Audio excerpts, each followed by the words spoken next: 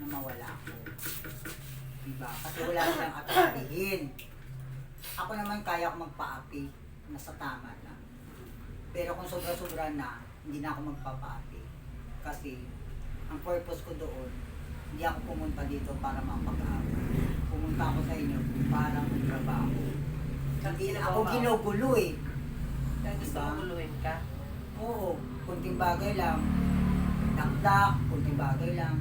Maganda ba yun guys? Sa daming Ano gusto mo customer. guluhin kita? Inumin mo na yung kape mo. Alam nyo guys, sa totoo lang, nakakaya diba? Kung ikaw beautician, pag may respeto ka sa tauhan mo, dapat paalisin mo muna yung mga customer, di kaya mamayang gabi, mag-meeting kayo para malaman nyo bawat isa kung anong problema. Kung may tampo ka ba, o may galit ka ba, sabihin mo, open kami makinig, di ba? Marunong naman ka mag-adjust. Dapat mga ganun guys, di ba? Hindi eh. Maraming tao guys, dakdak ng dakdak, magmumura. Tao ba yan? Respetado bang tao yan? Di ba hindi? Kahit sino naman sigurong tao, kaya kang sagot-sagutin, di ba? Kasi di mo naman siya pinalamon ng ilang taon eh. Hindi naman siya galing sa pinagutulan mo para ganyan mo siya. Bastusin mo siya. Hindi naman sa bastos nung nag-apply sa sa'yo. Nakinig naman siya kung anong patakaran nyo. Ang iba lang kasi doon guys, hindi niya sinabi sa akin kung ano talaga. Actually, ang in-applyan ko sa kanya talaga beautician eh. Oh, easy ka lang. Masyado siyang madaldal, guys. Diyos ko.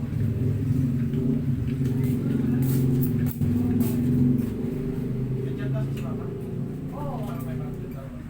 Eh, sabi ko na sa palengke ka na, bumili ka na, sabi niya. Bibigay ko pa sa'yo.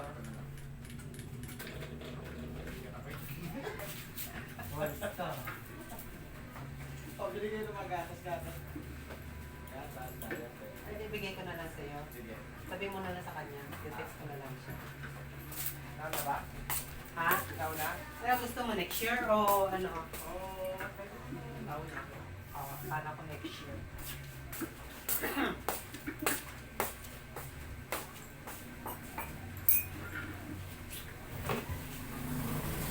Ano ba yan pinapanood? Oo.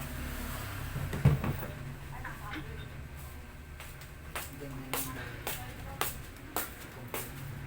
Okay.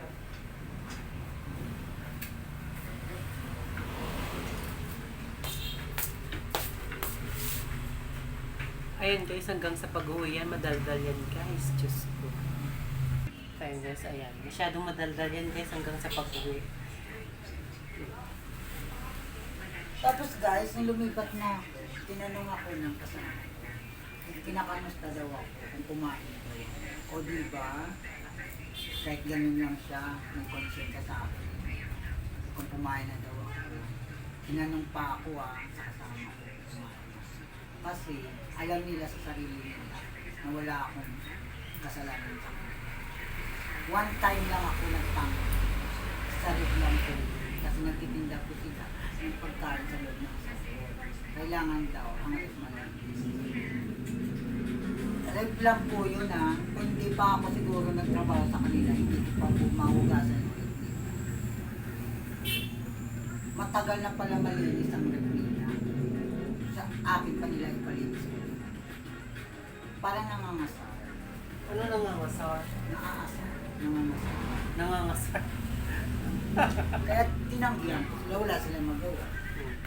Kasi pag sinabi kong ayaw ko, wala silang magawa. Ako pa ba? Ano pa? Inalisan ko na. Inamustahan nila ako guys. Kung okay lang daw ako. Sabi ko, okay. Pero kung papabalikin nila ako, siguro, pag-isipan ko. Wala pa nga ako isang kinabukasan, pinuntahan na ako nila. Pinakamusta. Kasi, siguro, inisip-isip nila, nabigla lang siguro ako. Nabigla din sa sinabi niya. Hindi na po kailangan na bumalik ako kasi nagkakita. Ano ako? Pagkatapos mo ipakita sa ibang taong gamit mo, ibabalik mo sa kanila. Comment kayo guys kung ano may isasabi nyo dyan, masasabi nyo sa kanya dyan. Napakadaldal na yan. Diyos ko mula Ang daldal ko po ay yun ang naranasan ko. See you tomorrow. Good evening. Thank you sa mga viewers ko dyan. Shoutout sa inyong lahat. Good evening. Good evening sa inyong lahat guys. See you later.